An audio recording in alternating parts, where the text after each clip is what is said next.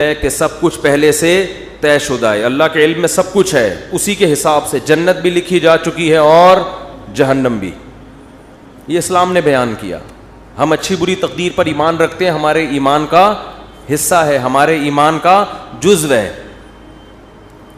اس پر غیر مسلم کہتے تھے کہ جب سب کچھ پہلے سے ہے تو قرآن کہتا ہے, یہ ابھی بھی کہتے ہیں اور موت کے بعد جب ان کو اللہ عذاب دے گا تو اس وقت بھی کہیں گے کہ اگر اے اللہ تو چاہتا تو ہمیں زبردستی سیدھے راستے پہ بولو لے آ سکتا, اور ہمیں جنت میں جانا ہی نہیں تھا, تو جب جانا ہی جہنم میں تو جا رہے ہیں, تو ہمیں سزا کیوں دے رہا ہے؟ اس میں ہمارا قصور کیا ہے؟ قرآن نے کیا کہا, قل هل عندکم من علم فتخرجوه لنا, تمہیں پہلے سے یہ علم تھا کہ تم نے جہنم میں جانا ہے؟ اگر تھا تو لے آؤ. جواب سمجھ میں آیا؟ یہ جواب نہیں, یہ قرآن سوال کر رہا ہے جس کا اب تک جواب, یہ میں اس کو ذرا آسان انداز میں سمجھاتا ہوں. قرآن نے تو آسان میں, لیکن عربی میں ہے نا, تو میں اس کو اردو میں آسان انداز میں سمجھاتا ہوں. بہت سے لوگ تقدیر کے عقیدے کی وجہ سے کہتے ہیں کہ بھائی جب ہماری قسمت میں گناہ لکھا ہوا ہے, قسمت میں ہر چیز لکھی ہوئی ہے, صرف عمر نہیں لکھی ہوئی کتنا زندہ رہنا ہے, ایک ایک پکوڑا آپ کی قسمت میں لکھا ہوا ہے. حقیقت بتا دوں کہ کتنا کھانا ہے کتنا نہیں کھانا, ایک ایک سموسہ لکھا ہوا ہے, کیونکہ اللہ کا علم تو کامل ہے نا. اللہ کو تو سب پتہ ہے کس نے کتنے پکوڑے کھانے ہیں کتنے نہیں کھانے, کس نے معذرت کے ساتھ کتنی شادیاں کرنی ہیں کس نے نہیں کرنی, کس کے کتنے بچے ہوں گے کس کے نہیں ہوں گے, کس کے بیٹے ہوں گے کس کی بیٹیاں ہوں گے, سب کچھ. کون جنت میں جائے گا اور کون جہنم میں جائے گا, کون فلاں موقع پہ گناہ کرے گا کون فلاں موقع پہ نیکی کرے گا, ایک ایک چیز پہلے سے طے شدہ ہے.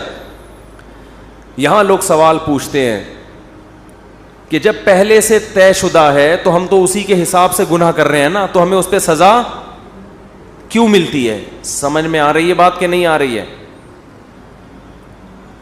تو اس کا قرآن کیا کہتا ہے کہ طے شدہ ہے مگر تمہیں پتہ نہیں ہے. تم تو یہ سوچ کے کر رہی ہوتی ہے نا اپنے پورے اختیار سے, اپنے مکمل اختیار سے ایک جرم تم کر رہے ہوتے ہو.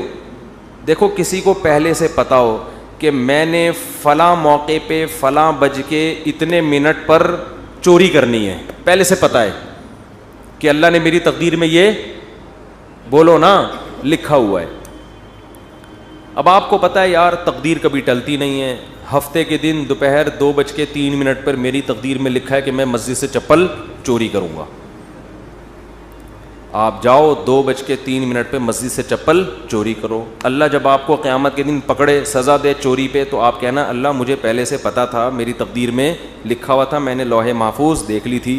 تو اللہ آپ کو سزا نہیں دے گا, کیونکہ اللہ نے خود کہا ہے کہ لوح محفوظ میں جو چیز لکھی ہوئی ہے وہ چینج نہیں ہو سکتا. اللہ میں تو مجبور تھا, مجھے پتا تھا, میں نہیں بھی کرتا تو مجھے تقدیر کھینچ کے لاتی اور میں چپل چوری کرتا.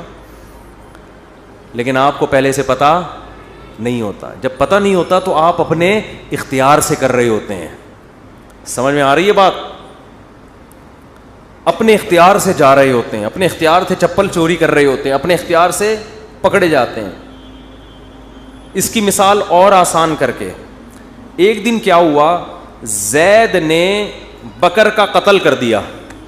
زید نے کیا کیا؟ بکر کو قتل کر دیا. ہفتے کے دن 2:03 پہ آپ نے زید کو پکڑ لیا, بیٹا تو نے بکر کو قتل کیا ہے, ہم تجھے کیا کریں گے؟ قتل کریں گے سزا کے طور پر. زید کہتا ہے دیکھو بکر کی تو عمر اتنی تھی, بکر نے اس سے زیادہ زندہ نہیں رہنا. ہمیں پتہ ہے ہر آدمی کی عمر پہلے سے طے شدہ ہے. تو زید نے تو اتنے ہی سال زندہ رہنا تھا. حدیث میں آتا ہے ماں کے پیٹ میں جب بچہ ہوتا ہے تو پہلے سے فرشتہ لکھ کے چلا جاتا ہے کتنے عرصے کے لیے زندہ رہے گا یہ. تو اس نے تو ہفتے کے دن 2:03 پہ مرنا تھا, اس سے زیادہ اس نے زندہ نہیں رہنا تھا. بتاؤ سچ کہہ رہا ہوں؟ آپ کہیں گے بھائی بالکل سچ کہہ رہا ہے. لیکن آپ اس بیس پہ زید کو چھوڑ دو گے؟ آپ بولو گے کہ یہ بات اللہ کو پتہ تھی, کسی اللہ کے علاوہ کسی کو پتہ نہیں تھی. تیری نظر میں تو وہ ابھی زندہ رہنے والا تھا, تو نے تو اپنے اختیار سے جا کے اس کو 2:03 پہ قتل. یہ تو قتل کے بعد پتہ چلا ہے کہ اس نے زندہ رہنا تھا, تجھے تھوڑی پتا تھا. اگر زید کی سمجھ میں یہ دلیل نہ آئے نا اور کہے نہیں نہیں نہیں میں نے تو مارنا ہی تھا, تو آپ زید کو بولے ٹھیک ہے پھر ہم تجھے قتل کرتے ہیں. اور جب تیرے وارثین آ کے پوچھیں کہ کیوں مارا تو ہم کہیں گے اس لیے کہ اس کی عمر اتنی ہی تھی, اس نے اس دن اتنے بج کے اتنے منٹ پہ مرنا ہی تھا. یہ دلیل زید اپنے خلاف کبھی بھی نہیں مانے گا, دوسرے کے خلاف مانے گا. تو اللہ فرماتے ہیں کہ تم جو دلیل اپنے خلاف نہیں مان رہے, دوسرے کے خلاف کیسے مان رہے ہو, اور میرے خلاف کیسے مان رہے ہو؟ کیونکہ جب انسان گناہ کرتا ہے تقدیر میں تو لکھا ہوا ہوتا ہے, مگر لکھنے سے پہلے اس کو نہیں پتا ہوتا کہ یہ لکھا ہوا ہے. کرنے سے پہلے وہ اپنے اختیار سے کر رہا ہوتا ہے, اسی پہ اس کو قیامت کے دن سزا ملے گی. اور جب سزا ملے گی تو وہ کہے گا اللہ تو لکھا ہوا تھا. اللہ کہے گا ہل عندکم من علم, پہلے سے پتا تھا کہ لکھا ہوا ہے.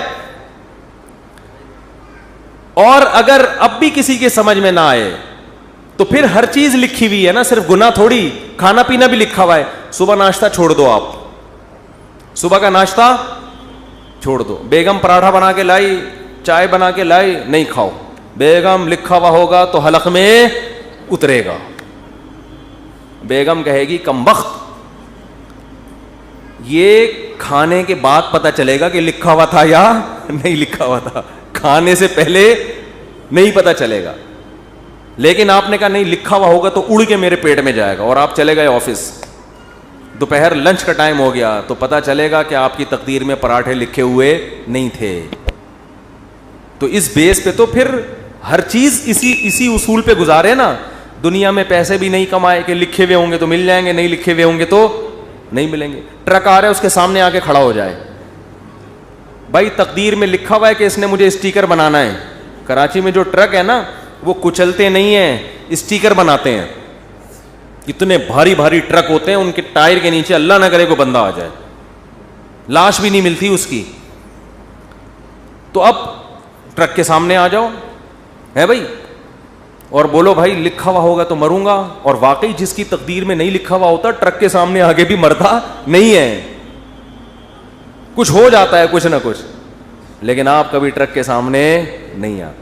تو جو آدمی زنا کر رہا ہے, یار تقدیر میں لکھا ہوا ہوگا تو بچ جاؤں گا, نہیں لکھا ہوا ہوگا تو اس کو بولو تو ٹرک کے سامنے بھی آ جا, تقدیر میں لکھا ہوا ہوگا تو مرے گا, نہیں لکھا ہوا ہوگا تو نہیں مرے گا. ہمیں پہلے کچھ نہیں پتا, اسی پر امتحان ہے, آزمائش